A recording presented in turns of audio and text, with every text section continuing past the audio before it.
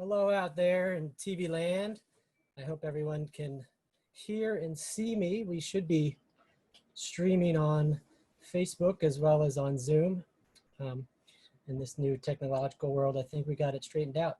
So I'm Robin Rogers. Thanks for being with us tonight. I am the program director and glass studio manager at the Chrysler Museum of Art. I'm gonna little overview of what's going to happen tonight. Hopefully there's a little something for everyone. I'm going to hopefully give you that have been to a performance before some fond memories to recall. And for those of you that have perhaps never visited the studio or been to one of our performances, something that might spark your interest and have you plan to come give us a visit in the future. I'm going to give you a little overview of studio programming, and then I'm going to talk about the history of the Third Thursday Performance Series and also what goes into that series. And then we're going to open it up to some questions, and I'm going to invite lots of my friends and colleagues who are waiting patiently with their microphones muted to have a little chat and discussion, and it should be fun. So I hope you all enjoy.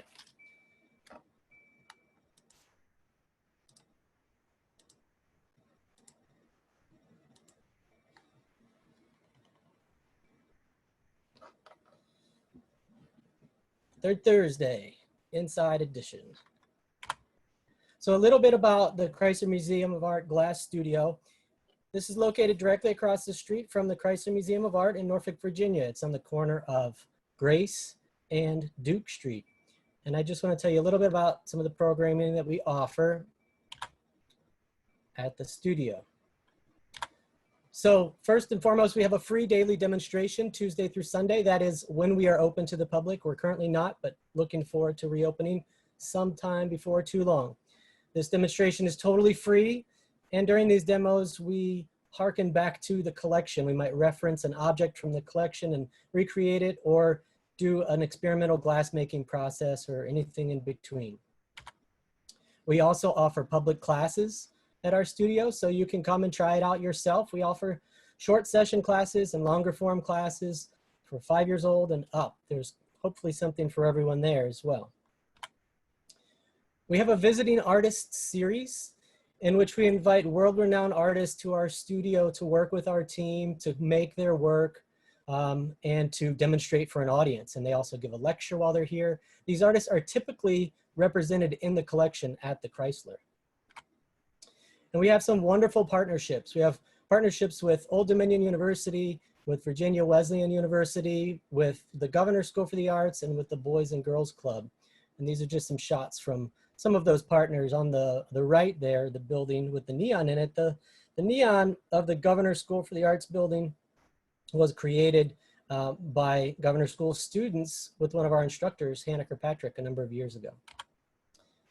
If you've ever been to the lobby at the CHKD hospital here in Norfolk, the giant fish are blown glass hanging from the ceiling. This is a work of art made by an artist named Thurman Statham, and he came to our studio and we realized this worked for him there, making all of these beautiful fish.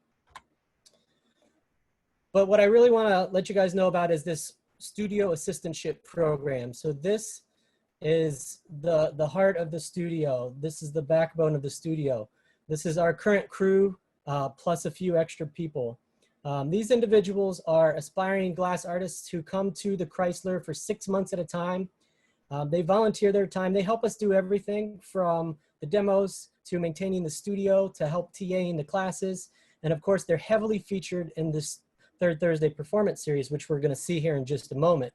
But I just wanted to point out that this is really the heart and soul of the studio. Aside from myself and just a couple other people, every single person that works at the Chrysler Museum Glass Studio has gone through this studio assistantship program, and they have a hand in just about everything that has built the place and made it what it is. And everyone you talk to after my presentation is also a graduate of this program. So the last piece of programming I want to talk about is the performance series. It of course is a Third Thursday. Happy Third Thursday, everyone. I hope yours is going as well as mine. We're having a great time at home. Looking forward to getting back into the space when we can see all of you and blow glass again and work with glass and do fun things. But this series has been running since late 2012, and it's a pretty special thing. There's glass performance happening other places in the world, but not at this regular pace that I know of, a series that happens every month like this. So what I'd like to do here is give you a little bit of history of the Chrysler Museum Glass Studio, if you don't know. In 2010, the museum acquired an old bank building, the one I described directly across the street from the museum. And here it is, the blank slate. And actually, if you're ever curious to see, this is what it looked like when it was a bank. It looks a little bit different right now. So they acquired this building, and some board members and some donors thought that it would be a great idea to turn it into a glass studio. And I think they made the right choice because it was been a really great use of the space. And one of the first things they did as the studio was nearing completion was hire an amazing woman named Charlotte Potter. Charlotte Potter's a very active artist who has a glass making practice as well as glass performance practice. So they hired Charlotte to be the first studio manager and program director. This is in 2011. And as I mentioned, she had background in glass performance. She is actually a co-founder of Cirque de Verre, which is a performance glass troupe. So when Charlotte was hired, I know they asked her, what are you going to do to the studio or with your programming to make us stand out from other glass studios around the region, around the country, around the world? And she had a vision of this performance series, bringing glass performance in and making it as regular as we do. So it's kind of, I know, on her brain from the beginning. And one of the early things that she did was hire a glass studio technician and assistant manager who, luckily enough, was me. So I was really happy to come on just before the museum, before the studio opened, rather. And it was a really great fit. It was wonderful to work with Charlotte. And I myself also had a background in glass performance and was really interested in the subject, and also very excited about the potential of starting a glass performance series.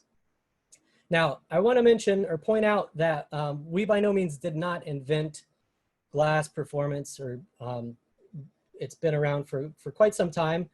It's something that we kind of champion and have spearheaded and have tried to take as far as we can, but we certainly did not invent performance with glass.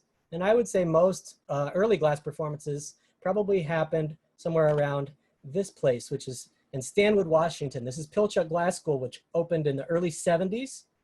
This is a place out in the woods where groups of glass blowers will gather and glass artists and teach classes, make work, and do, well, wild and crazy things, which were performances. And in the early days, artists like Buster Simpson and Tutsinski were doing performances around this place. One of the earliest pieces of performance glass in my mind is a really famous 8mm film made by the artist Dick Marquis. It's called The Chicken Movie, and you can find it at the Rakow Library at Corning if you're ever up there.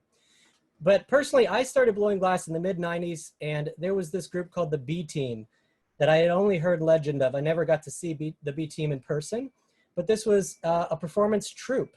It was a group of artists who formed this group, and they would travel around to different university programs and different glass studios, doing performances and, you know, making incredible, memorable experiences for their audiences. And they were really an early inspiration to me when it came to glass performance. I was just so interested in what they were doing. And so I've always looked up to them. This group was, again, formed in the early 90s by Zesty Myers, Evan Schneiderman, Jeff Zimmerman, and there were other members such as Thor Bueno and Kate Rhodes. Throughout the course of their performances, they certainly, they broke more objects than they made, and that's kind of an MO at times in our studio as well. There are other contemporary glass performance groups out there, the Burnt Asphalt family, for instance, the Butter Eaters. We've actually been fortunate enough to have Burnt Asphalt in our studio several times to do performances. It's always so much fun when they come around. So what is the difference between a performance and a demonstration? There's a some people in the glass world that will argue that they're the exact same thing, that glass making is a very performative process in and of itself. And I suggest that every demo is a performance, but every performance is not a demo. And what I mean by that is the demo is focused on an object being made, the process that goes into it, and all focus is on that object. The audience wants to see the object successfully made. The team wants to see that object successfully made, and it's kind of all about that object. Whereas performance is focused on the experience for the audience, the mood, the atmosphere, the moment. And whether something is created or not is totally secondary. And if something does survive, it's a relic of the event. It's more about that moment. So now I want to talk about our performance series, the Third Thursday. And there's a few early examples, actually, before we had a formal series with the posters and the advertising and, you know, everything that surrounded that. There were a few precursors that really stand out in my mind. Just three that I'm going to point out that I think were really kind of pivotal. It was when we were kind of figuring out the space and figuring out how to use it. And here's one that Laura McPhee, I believe she was a studio assistant at the time. She's now one of our team members, did in about 2012. And it happened very organically, and it was really beautiful. She blew a moon, and you can see Ben Smith there, who's on stilts. He was the Sandman, and he put the magic sleep dust on the moon, and it went up in flames. It was a beautiful early performance in our studio. The next one I want to point out is Heather Sutherland. So this is Heather. Again, I believe she was a studio assistant at the time. Just behind her is Christy Todoritis and Hannah Kirkpatrick behind her. And then on the left is Charlotte Potter delivering some molten glass. So this was a powerful group of women glass blowers sculpting a glass stiletto while in stilettos, which was just an amazing thing to watch and see. And it always reminds me of the old saying that Ginger Rogers did everything Fred Astaire did, but backwards and in heels. And the last one I'm going to point out was on an infamous Halloween night. Again, early days, Ben Smith there did what he called Sins of the Body. And he was, I can't remember his doctor's name, but he had a name for himself. He was the doctor. And he basically performed surgery via shadow puppetry. And he was removing organs from his patients there laying on the table. It was a lot of fun. So again, all of these were kind of precursors to the actual, what was originally Third Wednesdays and then Third Thursday series. These were kind of organic ones that just came up real quick, and the assistants put these all together. It was really lots of fun. So since we began the official series in October of 2013, 2012, we've done to date 89 performances, which is really hard to believe. And if you've ever been in the stairwell at the Glass Studio, we call it the Stairwell of Fame. These are some of the posters from all of the performances. So 89 to date. So we often bring in artists or different collaborators from around the region or around the world. And on the left there, we had an engineer come down from NASA, and he brought some models and talked about some of their technology, which looped into our theme that evening. On the middle photograph is Michael Menchaca, who is a printmaker and film artist out of Texas. And we're gonna see his Third Thursday, a little clips of that, or photos of that a little bit later. And then Luisa Restrepo from Mexico City on the far right, who also came in 2019. So what I'm gonna talk about now is some reoccurring themes and how we kind of approach these. And although they're all completely different and we rarely repeat anything, there are certain kind of things that we fall back on or think about as we begin to create the Third Thursday. And one of them is the environment, so setting the stage. So a lot of times when the audience walks in, there's already an environment for them to experience. There is, it's almost as if you're walking into an installation work. In fact, many times you certainly are. So over the years, we've had things such as a Greek temple, or a paper city, a paper version of Norfolk. You can see the scope there, and you can see the Chrysler Museum of Art and many different attributes of Norfolk. You never know, you could be walking into an operating room, or perhaps an abstract spacescape. This was a projection screen built out of white glass bubbles over the course of the evening. And for this piece, Josh DeWalls in 2014, we had frozen glass skeletons in these huge blocks of ice. And then throughout the performance, we were rolling the molten glass on the ice and pouring molten glass on the ice and revealing the skeletons inside. And we're gonna see some more pictures from this performance a little bit later. And then Flock the Optic, which is a collaborative group. We love it when they come to town. They love to take over the space. And again, they turned it into an installation. You can walk around the space. There's so many things to take in. Even before the performance starts, you're already in it.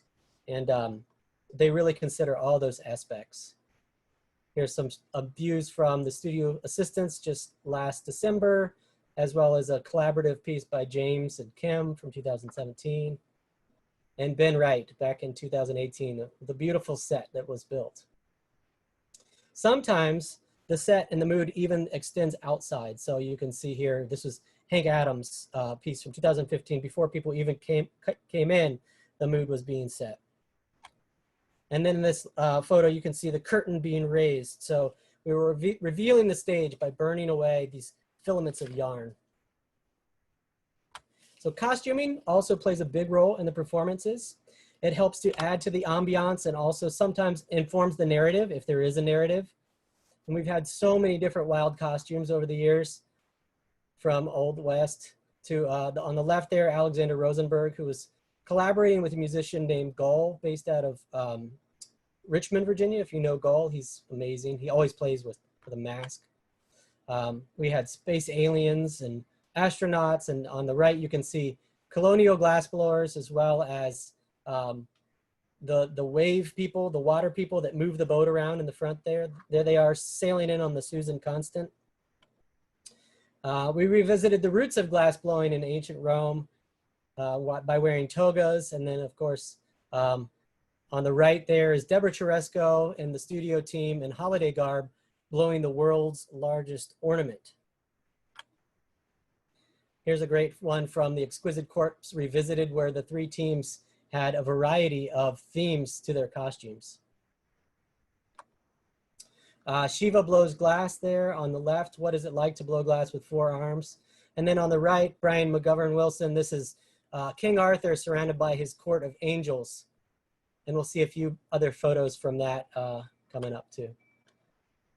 Dayglow paint is never in short supply. And there again, Flock the Optic with some of their costuming.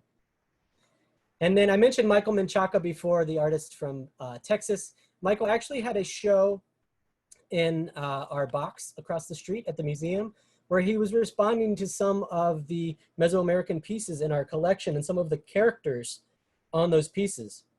So while his show was on view in the box, he brought his drawings to the studio, and we created costuming based on his drawings. And you can see the claws are glass. A lot of the parts, the teeth, for instance, are glass. There's a lot of glass elements directly put into that costume. So movement is another important thing that we consider when putting Third Thursdays together.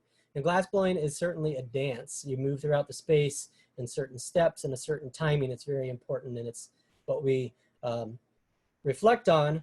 But we've taken that even further and hired professional dancers to come in to respond to the glassblowers' movement, to move throughout the space. And also the performers themselves are usually moving, as we say, with intention. We have them moving with purpose and slowly, again, helping the narrative, helping to build the mood. Here's some great shots of human mandalas during Nisha Bansal's presentation in 2016. Nisha, as you'll see later, was creating glass mandalas using a vibrating metal plate. But in this case, we were responding to her mandalas by creating mandalas with bodies. And then on the left here, Sean Sahlstrom, who is dancing with a molten bubble on the end. This was a very quick moment as he danced with that bubble. If you watch the video from this one, I think you can catch it on there. And then on the right, this is from Gail Foreman's A Hot Day at the Playground. And this was a swing set with molten glass pouring through a sieve, and the way the glass moved and danced was really, really beautiful, reflecting on that movement. And then Etsuko Ichikawa, she makes these pyrographs where she's burning paper with molten glass, and it leaves a mark behind. In fact, we have one of these pieces in our permanent collection. And if you've if you were at this performance or you've seen a video of it, she moves very much like a dancer as she's creating these. Okay, another really important aspect to the series is the music or the score. So again, the music often helps with the narrative. It might move the plot line along. We've had 2 performances with live opera singers. This is the first, which was The Phantom of the Hot Shop, which was amazing. You can see the chandelier hanging above the Phantom there. That was made specifically for the performance, and you can guess what happened at the end. The chandelier, well, it came to the floor. You'll have to watch the video to see that. On the left, another opera singer. This was our Spaghetti Western opera with Joe Grant in 2018. And then we've had a number of other musical acts in the space. On the right was some members of the Last Bison performing. This was Hannah Kirkpatrick's performance. Behind the guitarist there, you can see a camera obscura wall that we were creating beautiful lighting effects with molten glass and different fire sources. And you'll get a glimpse behind that camera obscura wall here in a couple slides. Sometimes the musicians will actually interact with the glass artists. So this is Boyan Yoon and Kishi Bashi making music together, experimental music. Boyan makes these glass instruments, which are really, really captivating. And Kishi Bashi was looping them and singing on top of them and playing his violin on top of them. This was a really great one. And other experimental glass instruments, you can see Mark Zerpel there on the right, playing a long tube with a reed on it. It's a horn, basically, made just out of glass. And then other times, this is Chris Duffy and Eaters, which he is a musician as well as a glass artist. So the glass and the music was completely entwined in this one and inseparable. And Angus Powers here creating these horns. He was actually able to stretch these tubes and open them into horns, allow them to cool down in the open air, and then they could be played by the end of the performance, which is kind of mind-boggling if you know much about glass, but it was able to be pulled off this evening. Okay, another aspect is the theater. I mentioned before, Brian McGovern Wilson portraying King Arthur, also channeling Indiana Jones there. So if you've hung around many glass blowers, many people get obsessed with making glass goblets, making the perfect goblet that's straight, that's thin, that's the right proportion. And so in this performance, he was King Arthur questing for the Holy Grail, and he made many attempts to create the Holy Grail, one right after another, and they were never quite right, and they were breaking on the floor and didn't quite work out for him. I'm not going to give the ending away to this one. Again, you can find the video online, but Brian's actually a thespian, and he had beautiful lines. It was really great. We've also had members from the Core Theater Ensemble in Norfolk come in and act out scenes from the Glass Menagerie, Tennessee Williams Glass Menagerie. And of course, while they were acting out the scenes, the team was sculpting glass unicorns and little glass trinkets. And there was a large unicorn head that was made, which again, if you know anything about the Glass Menagerie, at some point in that play, there's some glass that breaks. And this was a great one, having the Push Comedy Theater come in and bring comedy to the Hot Shop. On the left there, we were making sound effects for an improv bit that they were acting out. And on the right is Brad, the janitor, that was gonna have to deal with this flaming mess of molten hot glass. Returning to the Phantom of the Hot Shop, more thespians. These are untrained actors, I will say, but Philip King there on the left did a really great job as our Phantom that evening. Okay, participation. Audience participation is not always necessarily an element of our Third Thursdays, but sometimes it is. And in this piece, Anjali Srinivasan and Dr. Kevin Patton were pulling glass stringers and then allowing the audience to come in and weld them together. And throughout the course of the evening, they built this labyrinth of stringers, and it was really beautiful, and it was a group effort. And you can see every participant had guidance from our team members, so they weren't you know, burning themselves or anything. It was very, very safe, but it was really magical. And then at the end of the evening, everyone kind of took turns going into the space if they wanted to.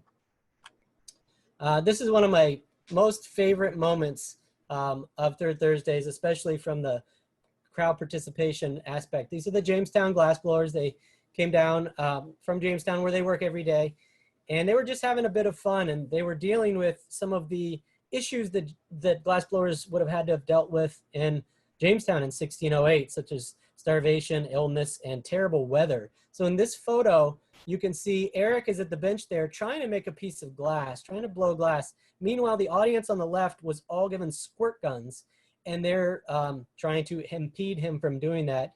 And if you've ever seen hot glass get hit with a squirt gun, it sizzles, it cracks, and eventually, you know, his piece could fall to the floor. So it was too much fun. Sarah Gilbert in 2014, during this piece, she was taking molds off of very brave audience members' faces. The mold material was what's called alginate. It's what dentists will use on your teeth. But then she was using those impressions and then creating molds that she could blow glass into and then create these corporeal vessels with those impressions. Here's one, Sam Gear, 2014, where the audience could, on the left there, turn a crank, which turned a wheel, and the team members were bringing glass over. So they were basically making fiberglass. And then on the right, if you've ever made an ornament or any glass object at our studio in one of our classes, you get to blow through a little blow hose to inflate it with your own breath. Well, if you look at the apparatus on the right there, I think there's 4 or 5 blow hoses, and there were 4 or 5 audience members all working collaboratively to blow up this enormous bubble of glass into that metal frame you see there. And our most recent Third Thursday, which was just in February, this is Susie Peterson's. It was all about sweets and candy, and there was some audience participation. She had a, you can see a very large cake that everyone got to decorate, and this was a really, really fun and sweet one. So phenomenon. We like to highlight phenomenon during these Third Thursdays. There's many phenomenon that come along with glass. On the left there, a performance by Leanna Quaid and Kay Dart, pouring molten glass into a tub of water. It's really incredible how the glass reacts. And then the next from the left is Susie Peck's performance called The Feels, where it was a very sensual performance and exploring the sensuous qualities of glass and how it stretches and moves. And then the next 2 photos are from Jocelyn Prince. On the left there, that's the thing that everyone laying on the ground is looking at. And this is called Pepper's Ghost. It's actually a theatrical kind of trick that they used to use, I believe in the 1800s, where a pane of glass is suspended and a light is cast up onto it to create basically a ghost on stage or an apparition. And in this case, that light was being projected up. That light is a pool of molten glass in the shape of a person. More phenomenon. So this was a beautiful part of Flock the Optic, where we cracked this egg open and there was this mysterious smoke and fog coming out of the inside and bubbles as well. And then glass itself just has so many phenomenal qualities. Its stretchiness, it's taffy-like. This is from a recent Third Thursday with the studio assistants in 2019. And we also explore things like reflection, refraction, shadow, optics. On the left there, Micah Evans, that disc was spinning around and those shadows were creating a topography on the sheet, and it was a beautiful moment. And on the right, this was a piece that was Hannah Kirkpatrick's piece. I kind of tacked on the end. We brought this geodesic sphere out and had Kishi Bashi plays violin inside while this spun around, and with the smoke in the room, the reflections were going everywhere. I mentioned Nisha Bansal. So the human mandalas that we saw earlier, that's the metal plate I was describing. She vibrates it with different tones, and as it vibrates, the glass moves into these patterns, as you can see on the right. And then what she does is she'll have a piece of glass on top of that metal, and then she'll fuse it down in the kiln to permanently adhere those mandalas and patterns to the glass. On the left there, Aaron Pexa creating these puff balls with smoke. Blown glass with smoke bombs inside, really beautiful effect. And another shot from Susie Peck's The Feels, exploring the sensuality of glass, and in this case, honey, and the similarities between molten glass and honey. Some more optics and the beauty of shadow play. And in this piece, Justin Ginsberg, this was actually one of my favorite pieces as well. He's inside a spinning metal cage, and there's a fiber optic being wrapped around him in molten glass. He was being separated from the audience by this fiber optic, so by technology, he was being cut off. But simultaneously, he was on his phone broadcasting his experience to Facebook Live. So everyone in the audience was sort of experiencing what he was, but also with a layer of a barrier of that, the technology and the optics and the fiber optics, and it's a really beautiful performance. And then when we saw the members of the Last Bison and that backdrop behind them, the camera obscura, so this is Hannah Kirkpatrick, and you can see on the left the team members with light sources behind them, moving them around, creating the imagery that we saw on the other side. A really beautiful phenomenon. Now, glass always plays a role in our performances. Usually molten, maybe not always molten, but it's ever present. It's really what inspires us probably the most. So here's the molten glass going on the ice and stretching and flowing. It's just such a beautiful material in and of itself. We can't get enough of it. And a lot of the inspiration from these begins with the glass. Laura Donifer there on the left from 2016. Another shot of Deborah Teresco. There's often many feats of glass blowing. So there's a lot of coming together of skill and intention and working hard to create a group project. Both of these are from what we call the Exquisite Corpse. We did it once in 2013 and again in 2018. More glass, in this case, not hot glass, but the chandelier I mentioned that was created for the performance. And on the right, Christopher McElroy's performance, where we were harkening back to a bootleg still in the 1970s, somewhere in the mountains in Western Virginia. And we made all of these still parts as a set for the piece. Michael Menchaca's sculpture of his Chihuahua, which was going on during the piece. And there's a view of Jocelyn Prince's body getting filled with the molten glass. It was an impression that we had someone lay down in the sand and make that impression. And now spectacle. If you've ever been to one of these Third Thursdays, you'll know that they often end with a bang. I will say that all of our Third Thursdays and all of the effects are well rehearsed and tested. Safety is always first and foremost in our minds. But there's often a culminating moment that turns into a spectacle at the end of these. On the right there, Aya Oki, this is 5 colored bubbles of glass being inflated inside a clear bubble of glass. All of those bubbles, including the clear bubble, are well over 900 degrees. And to pull this off is quite a kind of a moment of culmination of all of these, the timing of the bubbles and the movement of the people. It was quite a spectacle. And on the left there, a large bubble being blown into a metal structure. This was again from Leanna Quaid and Kay Dart's performance. Aaron Peck said those puffballs we saw earlier, well, this dragon came out and was breathing fire, or rather breathing molten glass down on the puffballs, and they were breaking open and letting out that beautiful smoke. This is an experimental blow mold, which was the finale of James Akers and Kim McInnes's piece from 2017. And Heather Sutherland, who we saw sculpting the stiletto earlier on, this is her walking across a runway of molten glass with some wooden clogs that she had made and tested. And here we see Jennifer Detlefsen, who is freeing herself from this cage of metal and glass. Again, one of the finales, or near the finale of her performance from 2019. Laura Donifer's performance, if you've heard of Burning Man, this was like Burning a Woman. We made this effigy throughout the course of the evening, and then at the end, she went up, her arms went up. It was a spectacle. And Josh Jawal's piece, this glass cage you see, he worked on this cage for months prior to this performance. He spent, I don't know how many hundreds of hours. It's all handmade, hand welded glass rods. And at the end of the performance, he was stuck inside the cage of his own making. And you can see he broke his way out. It was kind of a liberating moment. And that Paper City I showed you earlier, well, Andrew Erdos's monster came along and burned it down to the ground. But you can see underneath the paper, there was a glass substructure that we had created, and it was a beautiful moment. So often at the end, it turns into a dance party.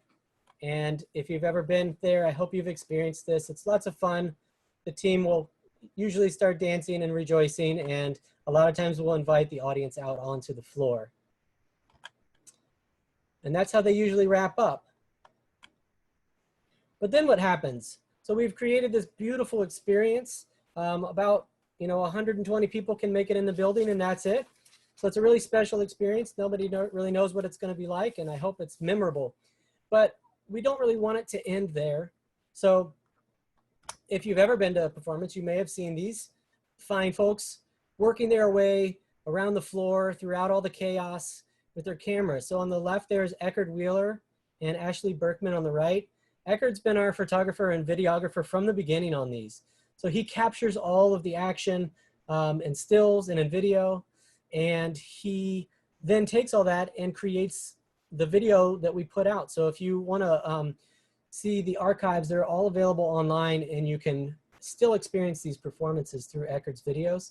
And Ashley's been helping him take the still shots for the last couple of years as well. And they're both incredibly talented at capturing these events. In fact, pretty much all the photos that you've seen this evening have been from either Eckerd or Ashley. That video archive is available online, and we'll share a link with that so you can access it. Of course, the posters live on. We have the artists sign the posters, so this becomes ephemera, part of the memory of what happened, part of the relic that's left behind.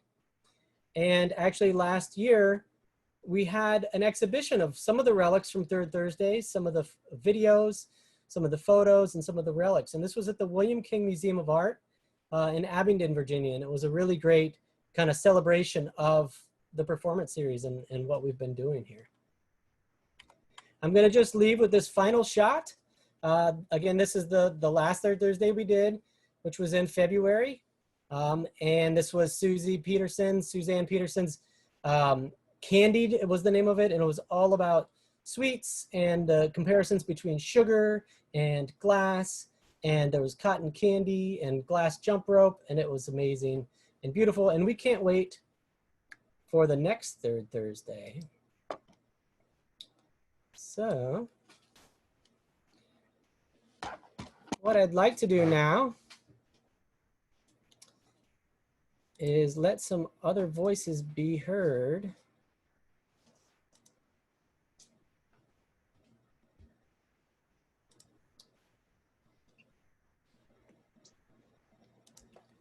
And maybe some video. Yeah.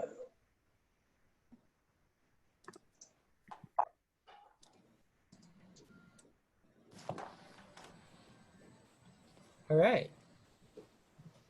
Okay. Can you guys hear me? Eckerd? Can you hear Eckerd? Eckerd? Eckerd. Yeah. All right, you can hear me. Marcos, hello. And at this point, we're open to questions, Here I am. discussions. We'd like to talk about some of our favorite moments, perhaps, and get any feedback from anyone that's out there in TV land. What's up, you guys? Hey. Hi. I missed y'all. It's good to see everybody. I know, we miss you. So it looks Hey. like one of the questions Whoa. we've gotten on Facebook is, how do you select the artists for performances? That's a great question. How do we select the artists for performances? It's mostly by invite. Actually, we've never done a call for performances, but sometimes we will get people reach out interested in doing it. And I would encourage any aspiring or established glass artists that are out there that have ideas, reach out. But usually, mostly it's been by invitation, and we've asked people that had a background in performance or not. I mean, for instance, Michael Menchaca, who was exhibiting in the box at the museum, he had never had any glass experience, but he was totally willing to come in and collaborate with us, which was fun. And we love that variety of different experiences and talents and ideas coming in. That's a great question. So we're open to questions. If you're on Zoom, there's at the bottom of your screen, there's a little thing that says Q&A. You can ask questions in there. If you're on Facebook, you can ask questions in the comments. Cool. So what color glass is the hardest to make? Red. Ruby red, from what I understand. What do you guys think? Special dense black. Special dense black. There's a Oh, movie. that would be the hardest to work with. Is that Betty? There's a movie called Heart of Darkness, which is about a formula for ruby red glass, which is passed down from generation to generation. And it's not written down, and then the only person that knows it dies. And the whole town of glassmakers is left in the lurch because they don't have the recipe for the ruby glass. What's it called? It's called Heart of Glass, I believe. It's a Hertzberg movie. I'm probably butchering that name, but all the actors and the crew were hypnotized before they filmed it. Look it up. It gets wilder and wilder. But red glass, if you leave it in your furnace too long, Curiouser it and will curiouser. it turns brown pretty quickly. Ooh, Kelly asked a question. Kelly Conway. Who's on your wish list? Well, the top of my wish list is the B Team reunion. Bring it on. Ooh, that would be so epic. Yeah. I don't know. What do you guys think? I always wanted Yuka. I wanted Yuka to come and blow. I wanted her to come and blow sugar and glass. Oh yeah, her sugar practice is amazing. I've been wanting to get John Capps there. Oh, yeah. He had a performative thesis. So. Yeah, John Capps would be great. John has been in our studio. He came down with John Miller when he was a visiting artist. So let's see, what's another question?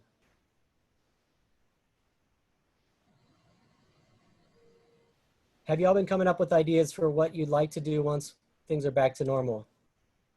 What do you guys think? For third Thursday? Sure. Is there a schedule already planned out, Robin? It's obviously been shifted, but do we have some still on the books? We do. We tend to book them about 6 months out. Oh.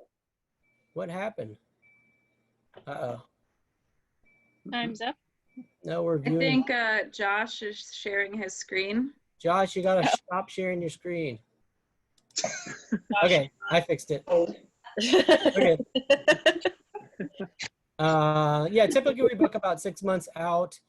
I don't know, I've got some ideas, but anybody else have any? Got some wild ideas.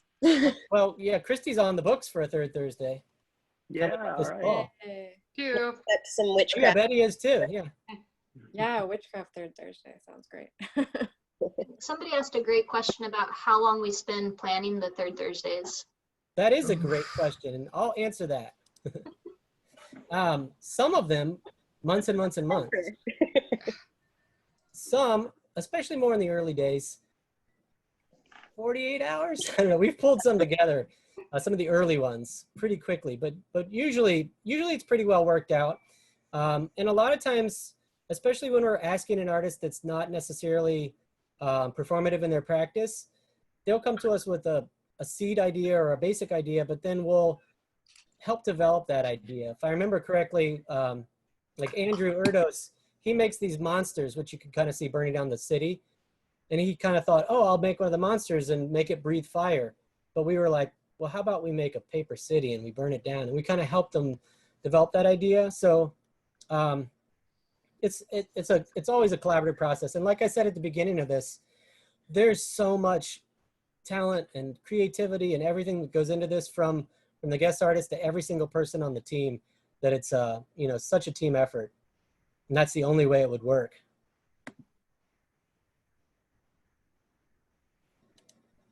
Tom Moore's took, I felt like forever. Tom Moore's had a lot of costuming and wow. Yeah, paper mache costuming and backstory and practices. We haven't talked about safety at all. I feel like that comes up a lot. Yeah, like I said, safety it's really, really important. there's times, Susie did one. I didn't have a picture of it, Susie, but she had like 50 pounds of marbles, I think it was, and a piece of pantyhose that were supposed to like break and drop and bounce. And it was a really beautiful effect. But when we tested it, it bounced like straight into the audience, or where the audience would be. There was no audience, just chairs. And so we realized, okay, we need to build a plexiglass, kind of chimney thing to keep the bounce from going berserk like that. So there've been a number of effects where we've had to test them out, make sure they're safe. There's always a garden hose on and ready to go, pretty much always, because it's really, really important. And there's a comment, and thanks, Lisa, for adding this. Heart of Glass is the movie that I was referencing. It's produced by Werner Herzog. Check it out. Hey, Sarah, can you make a butterfly themed show for a third Thursday, but no donuts, question mark? It's an inside joke, but working on it. I really enjoy Steve's question about if the mobile studio has ever done a performance, which something in the water would have happened. Right. Yeah, we had some plans for something in the water. There is a link on YouTube. A number of years ago, Charlotte was asked to give a TED Talk in Richmond, Virginia. And I was lucky enough to get asked to do it with her, or she asked me to do it with her.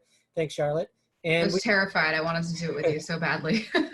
So we went up there, we gave a TED Talk about performance glass, which was great fun. And there's a video somewhere, but we had the mobile glass studio outside and we did some performative stuff as well. Were you there, Christy? I can't remember. Mm-hmm. Me and Hannah were there. Yeah, me, Hannah, and Julia were the backup team. Charlotte's bottled emotion piece, and we made it rain glass, and some performative stuff. And Robin, we brought the mobile glass studio up to Grand Point North. Oh, we did. Borrowed, I thought. Didn't we borrow? No, we never brought mine, but we rented one. You and I did. That's right. Yeah. Bottled a lot of emotions. Moon Rover, and we did some really performative stuff there too. Yeah. And during the gas conference, the Three Ring Circus was mobile studio, and there was Block the Optic did one there, as well as maybe some others. Oh, They did. That was a culmination of 3 mobile studios kind of put together for gas. Shout out to everybody that's attending the gas conference currently. Yay, virtual gas. Robin, do you think you could give a brief synopsis of the gas conference and what happened here for people who may not know who are watching? Oh yeah, the gas conference in 2017. Shoot, and I was totally going to mention that in my talk. I forgot. So the main theme of the conference in 17 was performance in glass from the edge. We had, and there were several co-chairs. So it was Charlotte and Diane, our glass curator, Diane Wright, who's now up in Toledo. And then Colin and another local Virginia Hitch. And I was one of the co-chairs. Is that it? Yeah. 5. And it was the best gas conference that ever happened. And if you weren't here, you totally missed it. There was that one in Italy too, but no, gas is great and they're all great. But ours was really fun, and we had performances every night. So we had demos during the day, lectures, lecmos, and then a lot of times at gas in the evenings you're on your own. There were performances each night, which was amazing. And I know that's something Charlotte was spearheading the whole time. We hope to host again. I can't commit to a year or a date, but I'm hoping it's only a matter of time until that great conference comes back to Norfolk, Virginia.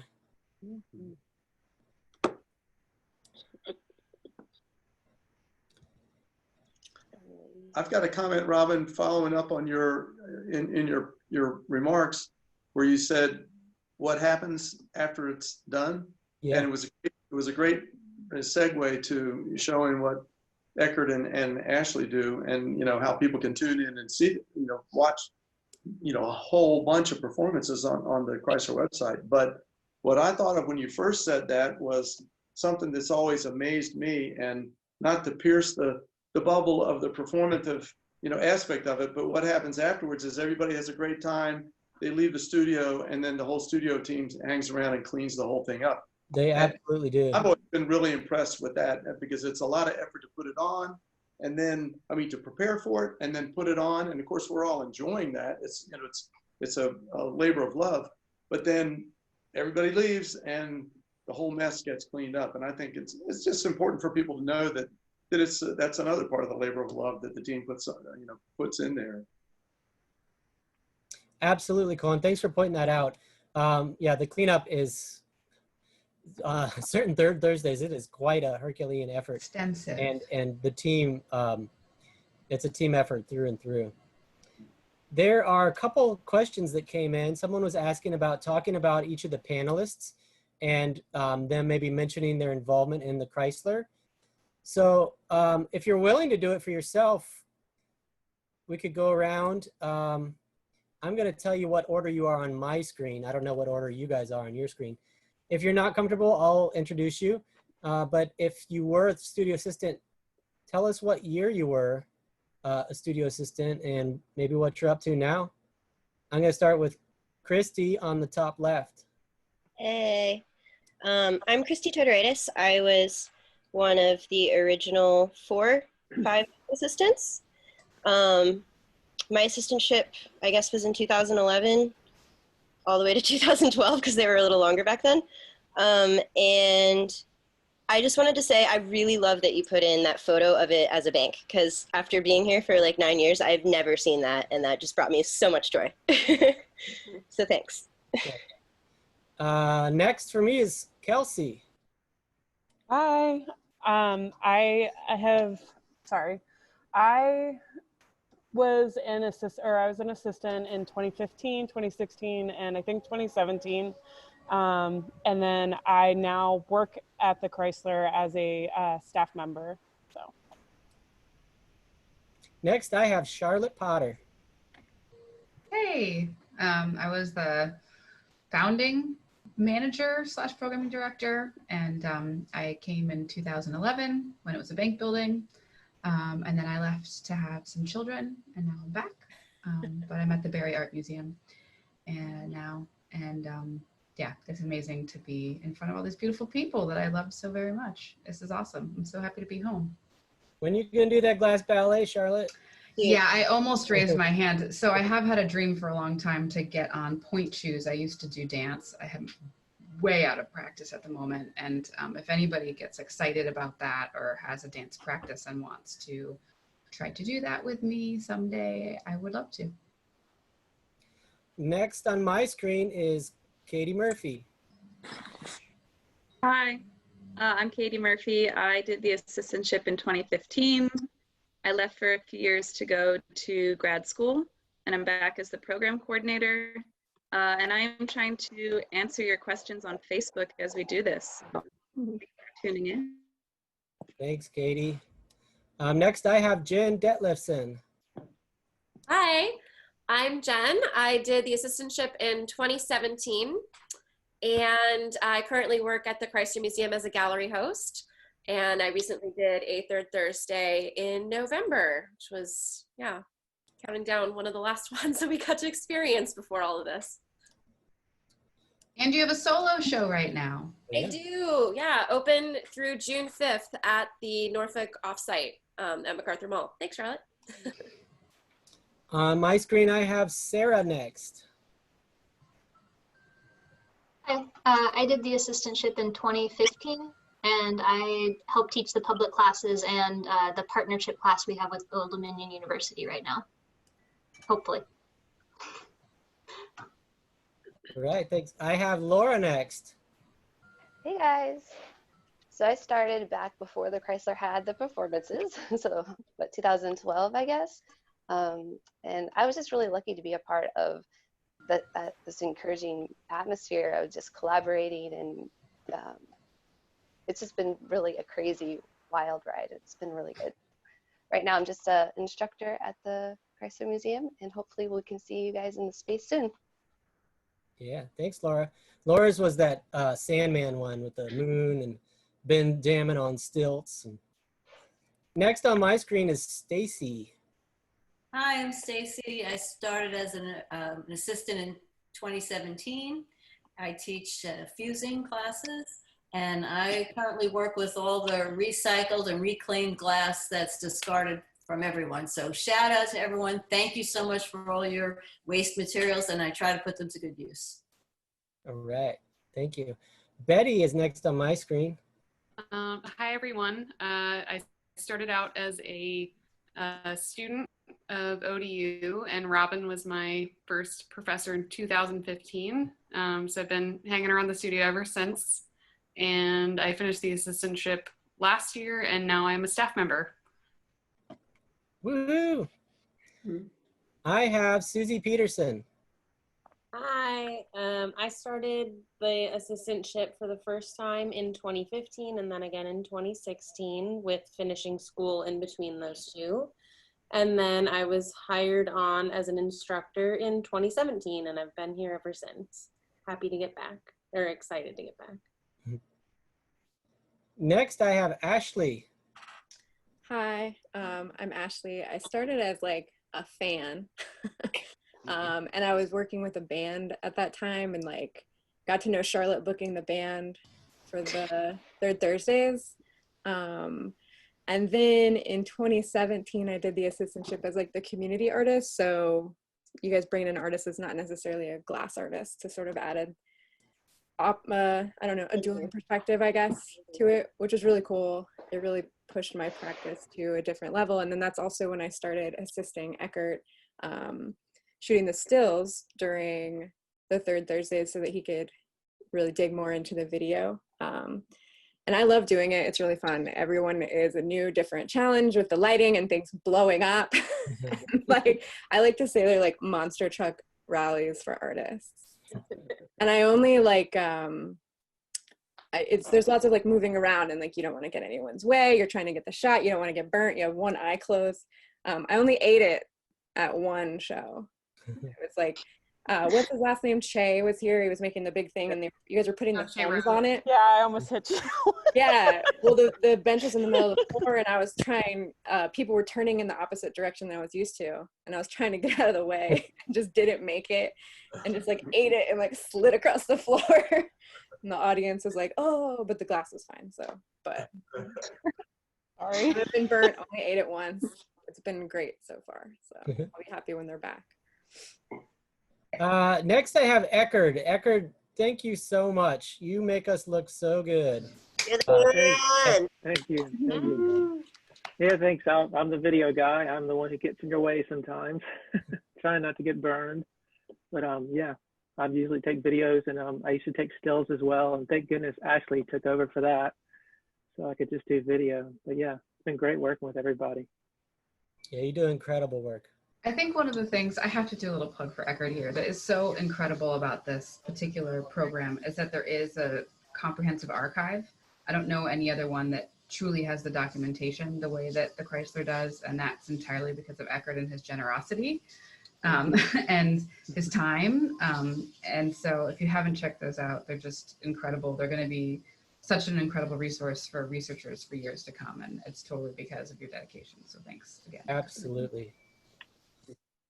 I have Colin next. Hey, I'm Colin.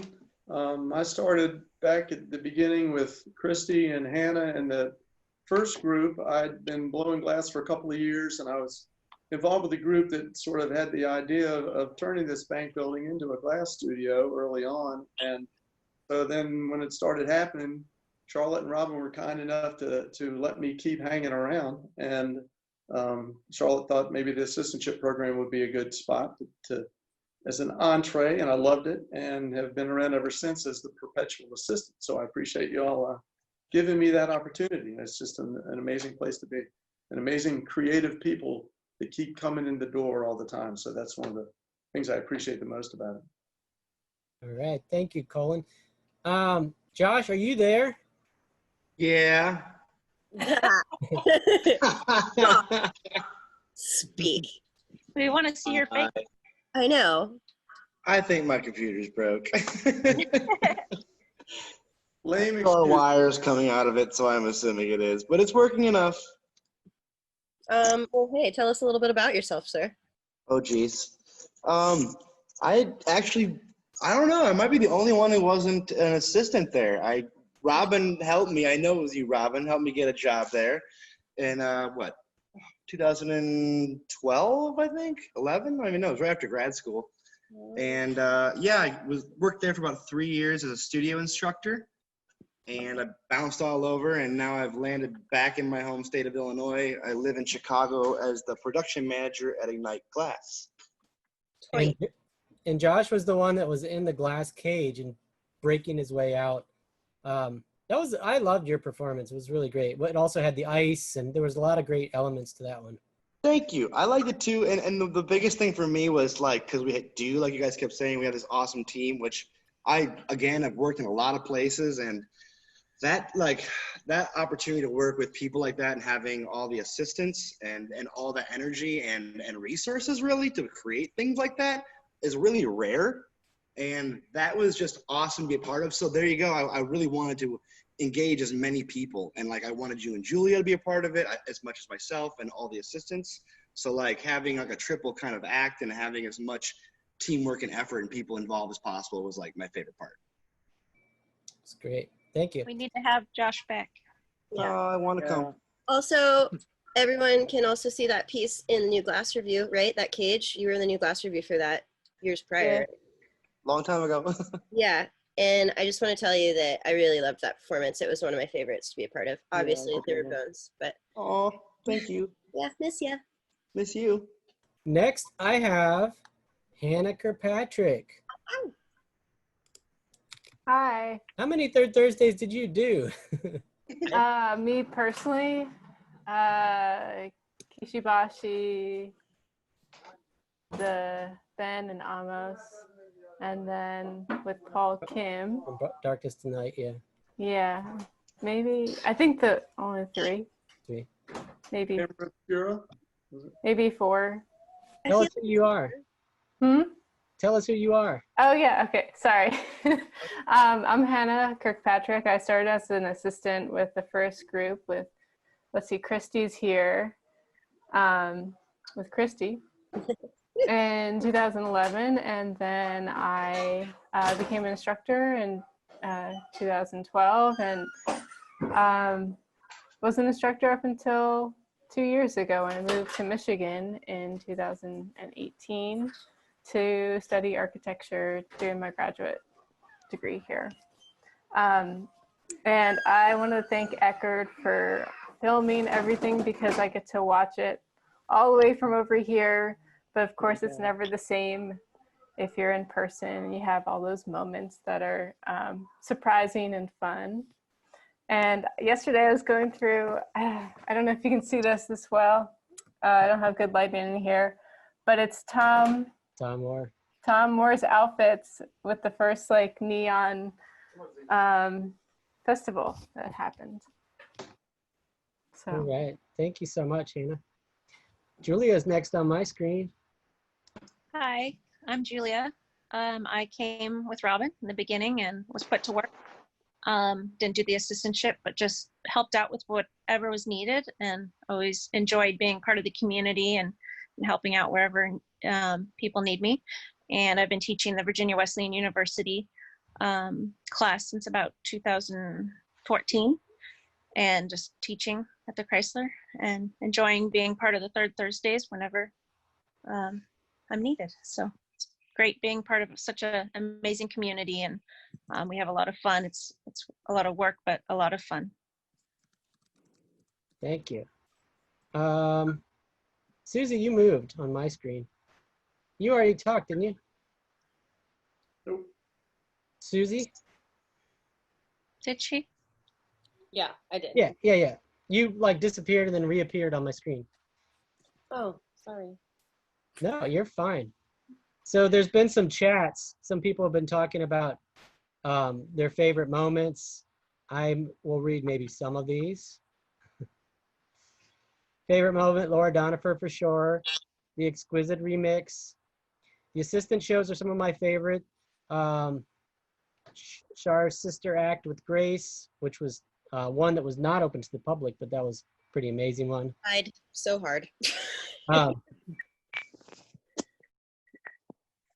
People have interesting memories. Hannah shaving Robin's beard. That was awesome. I shaved my Yeah, that beard. was cool. You actually, Yeah, I was drinking the whiskey next to him. Oh, okay. I filmed it and I It looked like misremembered. I was like, did I shave his beard? I thought you shaved it. We've done some crazy things over the years, Yeah. but It I was. don't think that crazy. It was iced tea. It looked like I whiskey. remember when I discovered as a young buck that you can't use a fire extinguisher more than once because we didn't test while Cud was there, and then when we needed it, we were like, ah!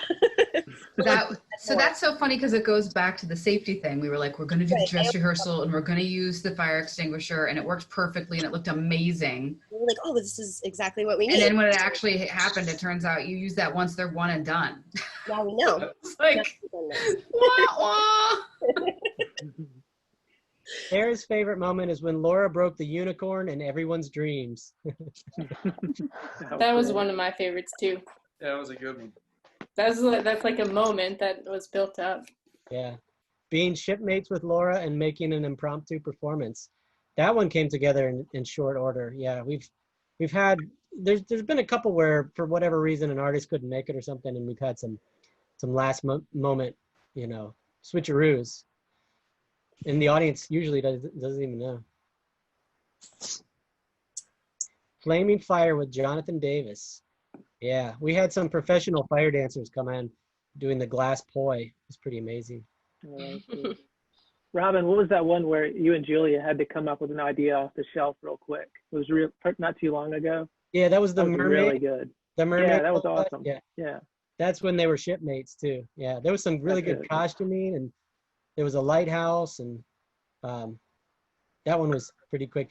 The one that's behind Susie right now, those cards, that was like an Alice in Wonderland one. Oh yeah, pretty quick. that was a good one.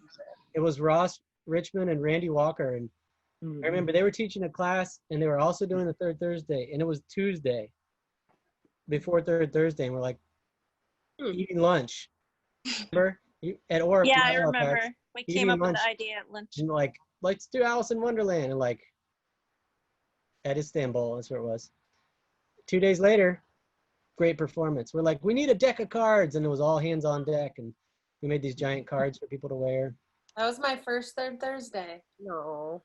Nice. Just trying not to start on fire with my giant card. You should keep hair in that photo too. What? I mean, so that first, or I forget what it's called, but the one where Ben was a mad scientist when it was third Wednesday.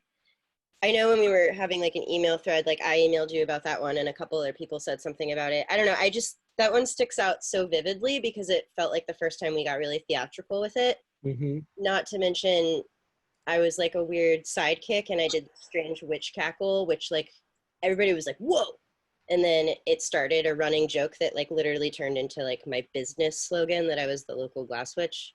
And I just think it's funny and weird because it's like really hard for me to separate like my glass career from the Chrysler or my situations at the Chrysler. And I don't know, it's just fanciful. Yeah.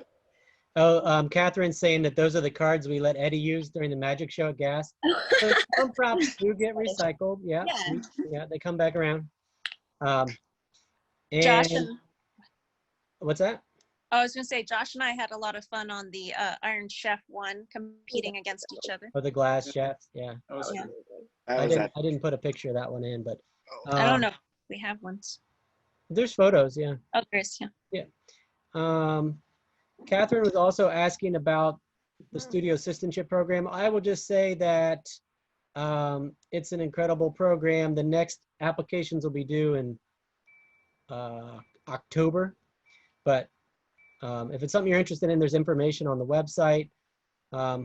These folks can talk about it better than me because they've gone through it, but it's something that we try to create opportunities for people to develop professionally with building websites and resumes and learning to make proposals and like museum proposals or grant writing.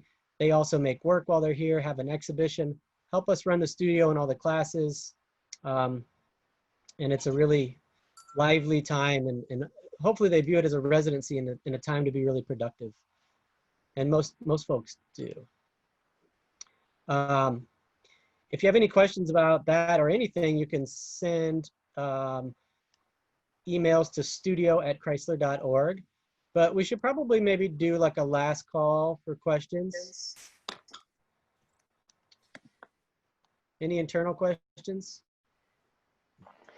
Do you guys remember when the studio was always like 110 degrees in July? Oh, Yes.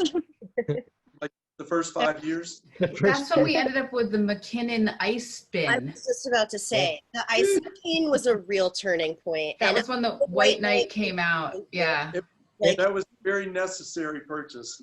All of you glass blowers that might be watching out there, if you don't have an ice maker in the hot shop, Right in the hot shop. you're missing out.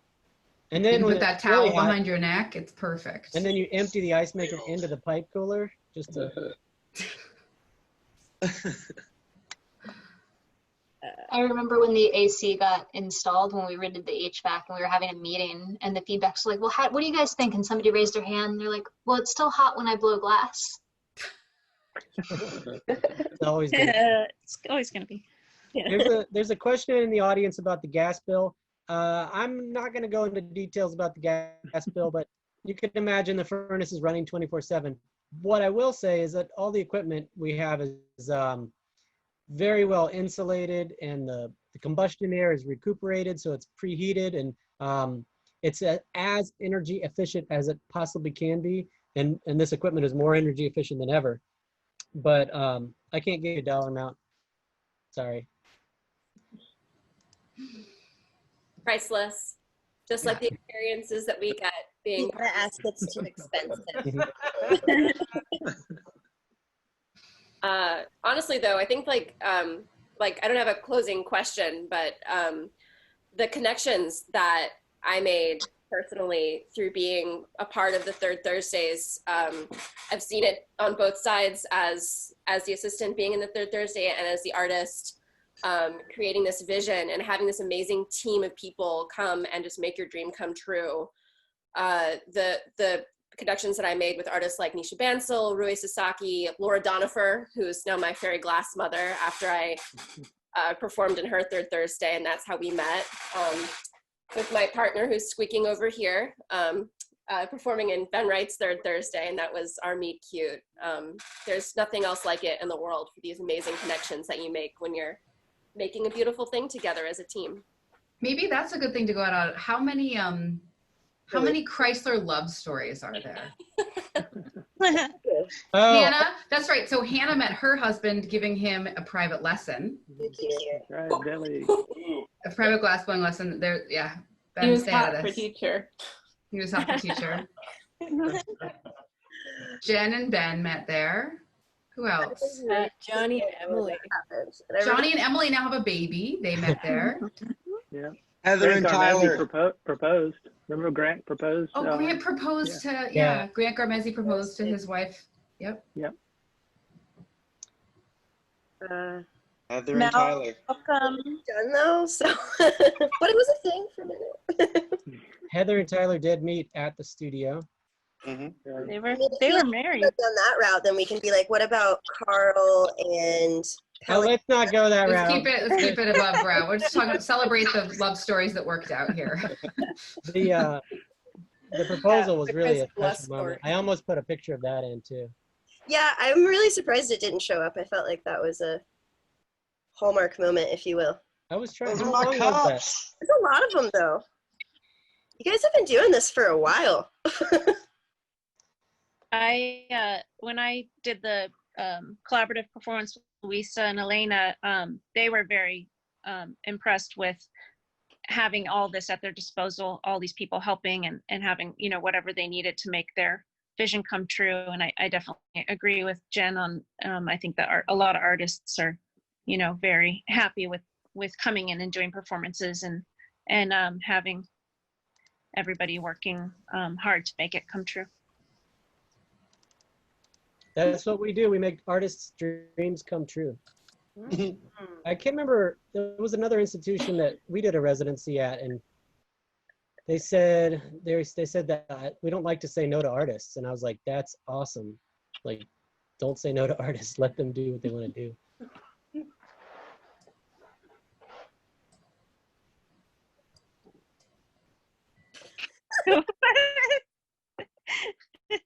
Well, Susie those are rad. Spencer, that's Spencer's doing performance art as we speak, and it's amazing. Okay, any final thoughts? We should probably wrap it up. It's almost 9:30. You can see we miss each other. Right. Usually at this part of the night, they've given us our drink tickets, and we've at least been able to have a drink. The fluorescent lights are on. There's Gail and Kathy. Oh, yeah. Aw, that was an interesting day because Tom was here and I. Wait, Robin, you're wearing the same shirt. Yeah, that's it. Ooh. Well, I think that was intentional. yeah. This is my third Thursday jacket.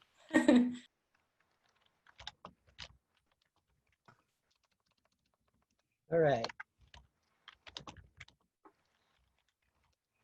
My parting comment, Robin, would be that Charlotte and you brought something amazing to the community. You're both here, Charlotte in another capacity, and you've been here from the beginning, but brought something amazing to this community. And I don't think we'd have the Neon District. I don't want to step on anybody's toes or anything, but if it weren't for some of the things that were going on at the Glass Studio, the energy that was happening, and a number of other things got spawned from the Chrysler Museum Glass Studio. So you guys deserve a lot of credit for